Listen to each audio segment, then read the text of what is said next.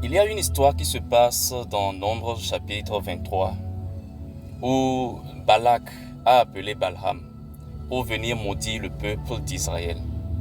Quand Balaam est venu, durant les 3 sites sur lesquels il s'est rendu, Balaam n'a fait que bénir le peuple d'Israël parce que Balaam ne trouvait aucune faute, aucun péché en Israël.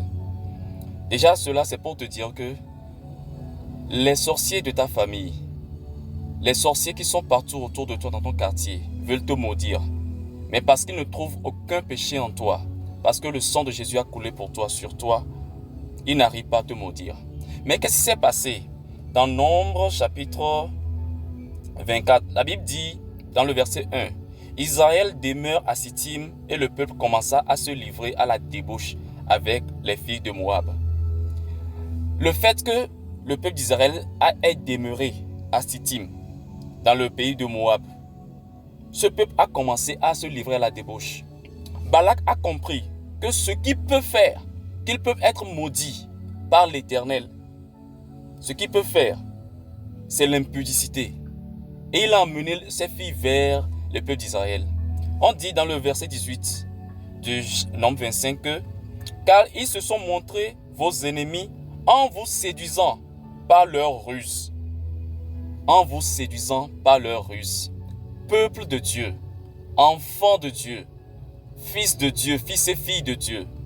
La ruse du diable, quand il sait qu'il n'arrive pas à te toucher à un endroit, il va trouver d'autres stratégies.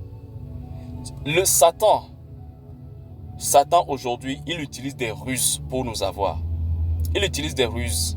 Et l'une de ces ruses, c'est l'impudicité. C'est de coucher hors mariage, hors le domaine dans lequel le Seigneur a prévu qu'on pratique le sexe. Mon frère, ma soeur, et même toi qui m'écoutes, qui n'es pas encore converti. Vous savez, le sexe c'est quelque chose de spirituel. Tant qu'on ne le fait pas dans le cadre du mariage, ça va ronger votre vie. Ça va ronger votre vie. Qu'est-ce qui se passe? Regardez l'histoire de David. David était un bon roi. Jusqu'à ce qu'il ne couche avec Bersheba. Jusqu'à ce qu'il ne couche hors la femme qu'il a épousée. Et qu'est-ce qui s'est passé? Ça a amené une brèche dans sa famille. Regardez toute l'histoire de David. Regardez comment les choses se sont passées après avoir commis ce péché et tué, comment on appelle, Uri. Regardez ce qui s'est passé. Mes frères et sœurs, l'impudicité est quelque chose de très, très négatif pour l'homme. Je vais prendre ce passage-là dans ce passage de 1 Corinthiens chapitre 6. 1 Corinthiens chapitre 6, le verset combien? 1 Corinthiens chapitre 6, le verset 16 nous dit « Loin de là, ne savez-vous pas que celui qui s'attache à la prostituée est un seul corps avec elle? Car est-il dit, les deux deviendront une seule chair. » Et on dit aussi dans le verset 19, « Ne savez-vous pas que votre corps est le temple du Saint-Esprit qui est en vous et que vous avez reçu de Dieu et que vous ne vous appartenez pas point à vous-même. » Le verset 18 aussi, j'ai sauté là-bas. « Fuyez l'impudicité. Fuyez l'impudicité. Quelque autre péché qu'un homme commet, ce péché est hors du corps. Mais celui qui se livre à l'impudicité pêche contre son propre corps. » Toi qui es marié et qui te livres à l'adultère, tu pêches contre ton propre corps.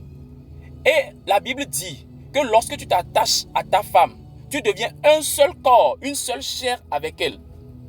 Donc quand tu pêches dans l'impudicité, toi femme qui va dans l'impudicité, qui va dans l'adultère, tu pêches pas contre toi seul, contre toi, ton corps, contre le corps de ton mari.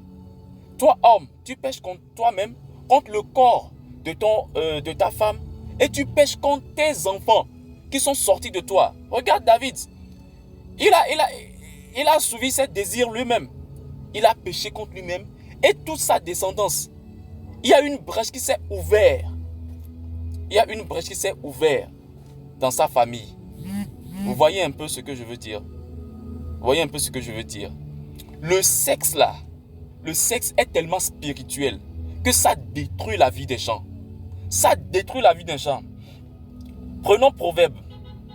Proverbe chapitre 5. Proverbe chapitre 5. Chapitre 5. Le verset combien? Déjà, la Bible dit dans le premier verset, on dit: mon fils, sois attentif à ma sagesse, prête l'oreille à mon intelligence, afin que tu conserves la réflexion et que tes lèvres gardent la connaissance. Je vais voir le passage là. Ok. Éloigne-toi du chemin qui conduit chez elle, chez la femme étrangère. Éloigne-toi du chemin qui conduit chez elle et ne t'approche pas de la porte de sa maison, de peur que tu ne livres ta vigueur à d'autres. La Bible dit que tu livres ta vigueur, ce que tu es, la force qui est en toi, la force qui va te donner la richesse, tu le livres aux autres. Pourquoi la Bible dit aux autres? On dit aussi tes années à un homme cruel. Tu vois, quand tu vas coucher avec une femme, quand tu vas coucher avec un homme, tu es en train de laisser ta vie dans l'homme. Tu es en train de laisser ta vie dans la femme. Et s'il y a quelqu'un de mystique qui vient coucher avec cette femme ou bien cet autre homme avec qui tu as couché, cette personne peut prendre ta vie là-bas, ce que tu as déposé. Si c'est 1 milliard ou bien si c'est 1000 milliards que tu dois avoir dans la vie, peut-être en couchant avec une femme, en couchant avec un homme, tu as déposé peut-être 1 milliard ou bien 2 milliards là-bas. Si dans les temps à venir, tu dois avoir ce nombre d'argent, tu l'as déposé là-bas, quelqu'un vient, il prend ça en couchant avec l'autre. Quelqu'un de mystique, il vient prendre ça. Satan, il utilise des ruses. Il vient prendre ça et il l'utilise pour lui-même. Ton argent, ta richesse maintenant est en train d'être utilisée par quelqu'un d'autre. Parce que tu as livré ta jeunesse à l'impudicité. Tu as livré ta jeunesse à la débauche. Aujourd'hui, dans ta famille, tu es en train de souffrir. Tes enfants sont en train de souffrir parce que tu livres ton corps à l'impudicité et tu pèches contre toi-même et contre ta femme et tes enfants. Et toi, femme qui le fait, tu pèches contre ton mari et tes enfants. Le sexe est tellement spirituel. Le sexe est spirituel. Ne nous livrons pas à cela. Veillez et priez afin que vous ne rentrez pas en tentation. Veillez et priez. Mes frères, on dit tes années à un homme cruel. Le sexe hors mariage, le sexe hors le domaine dans lequel tu dois le pratiquer. Si tu le fais, tu vas livrer tes années à un homme cruel. Tu vas livrer tes années à Satan. Ça va réduire ta vie. Le nombre d'années que tu as fait sur la terre pour Dieu, où tu as travaillé pour Dieu, ça va le réduire. Mon frère, ma soeur. De peur que des étrangers ne se rassasient de ton bien. C'est ce que je dis. Des étrangers. Ils vont venir prendre ton bien. Ce qui t'appartient, c'est eux qui vont l'utiliser. Des gens sont en train de s'enrichir à cause de toi qui t'es livré à l'impudicité, qui a donné ta vie dans le sexe. Et du produit de ton travail dans la maison d'autrui.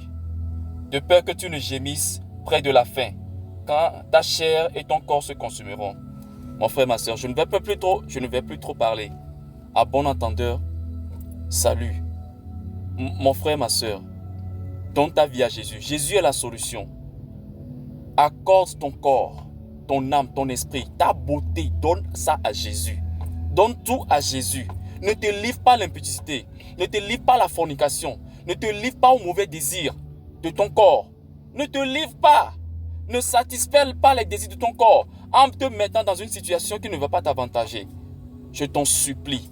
Jésus t'appelle. Si tu n'as pas encore donné ta vie à Jésus, Jésus t'appelle.